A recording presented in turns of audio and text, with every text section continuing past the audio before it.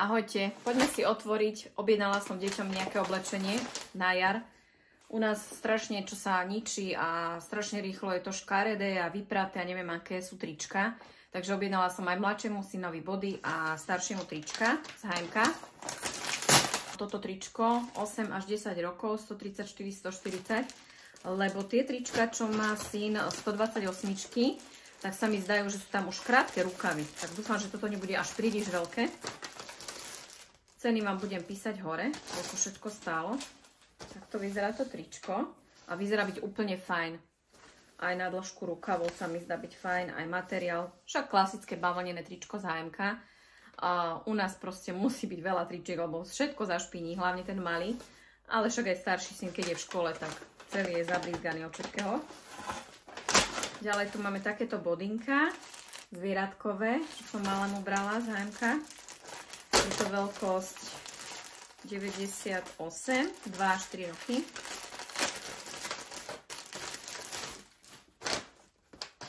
Krásne.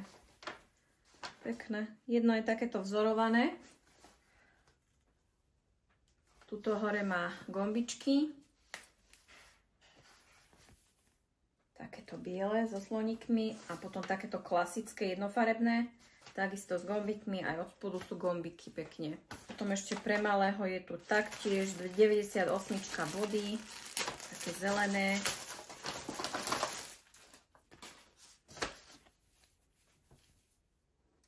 To sa mi zdá nejaké také priesvitnejšie, ale všetky sú bavlnené, klasické, pekné. Ďalej tu je ďalšie body pre malého, tiež 98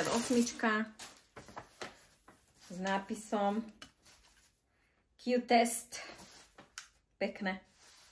Ale obávam sa, že toto bledé, že to hneď sa zašpiní, ale nevadí, lebo už je vyrastený, už sú malé tie 92.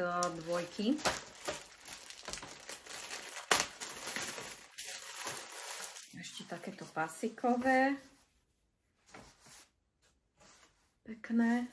Tak sú tu ešte tie trička pre staršieho syna. Všetko je to tuším veľkosť 134. 134, 140.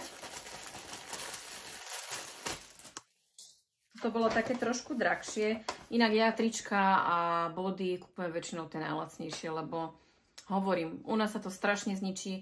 Nedá sa to potom ani predať, ja to rovno potom buď niekomu darujem, alebo čo, lebo nemá to význam to predávať také špinavé. Takéto tričko. Toto je taký kvalitnejší, taká vyššia gramáž toho trička. Preto asi aj tak viacej stálo. Pekné. Syn miluje dinosaurov, takže toto ho určite poteší. Ďalšie tričko, toto sa mi inak strašne ľúbilo s takými chamelónmi. To je z tých lacnejších, lebo je také ľahšie, ale veľmi pekné, si myslím. S chamelónkami. Krásne. Ešte tu mám jedno tričko a potom vám ešte ukážem, čo som objednávala, pančuchy pre malého.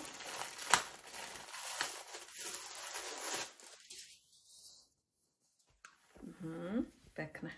Klasické modré tričko. A ešte vám ukážem tie pančuchy. Tie som objednávala z Mile.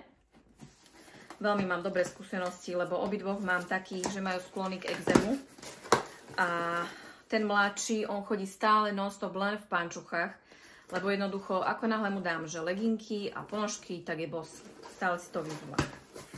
A už tie pančuchy má také vydraté, že potreboval nové. Som mu zobrala dvojo. Bože, krásne farby. Milujem to, ja strašne mám rada tieto pančuchy. Ale už mu nekupujem na traky, už mu kupujem len také klasické.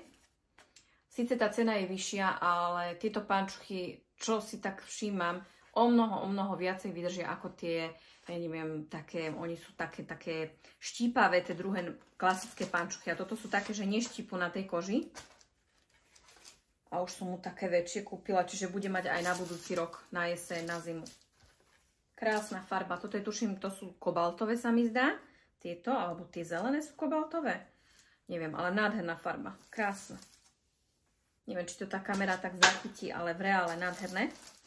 A jedny takéto smaragdové som mu dobrala. Krásne. A už nekupujem na traky. Kedysi som na traky, keď bol menší, ale teraz si to aj tak dával dole a zavadzia mi to, že keď ideme aj skúšať sa vycikať alebo niečo, tak už bez trakov. A tu sa mi zdajú nejaké mega veľké. Tam to nebude veľmi veľké, ale pri pančuchách podľa mňa je vždy lepšie kúpiť väčšie, lebo tu sa vynosí potom neskôr. Dobre, a to je vlastne všetko, čo som deckám nakúpila. Dúfam, že som vás trošku inšpirovala. Prajem vám krásny deň. Ahojte!